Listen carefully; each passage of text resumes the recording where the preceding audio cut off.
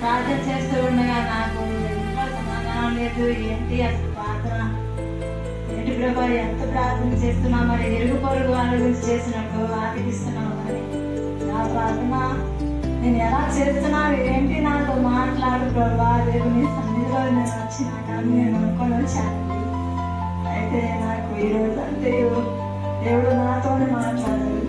ఎందుకంటే నేనేమనుకొని వచ్చానంటే నాకు పరిశుద్ధాత్మ భాషలో రావాలి ప్రభా, ఎలాగైనా నీ సన్నిధిలో సాక్ష్యం చెప్పుకోవాలని అనుకున్నాను. అయితే నా యేసయ్య ఏమని మాట్లాడాలంటే చెప్పకుండా వస్తుంది అని మాట్లాడాలి గమనించాను. ఇంకో విషయం ఏంటంటే నేను ప్రార్థన చేస్తూ ఉండగా గొడవలు జరుగుతాయి, అన్నీ జరుగుతాయి, అందరూ ప్రార్థన చేస్తూనే ఉన్నారు అని నా యేసయ్య నాతో ఈరోజు మాట్లాడుతుంటే నాకు అద్భుతం అనిపిస్తుంది.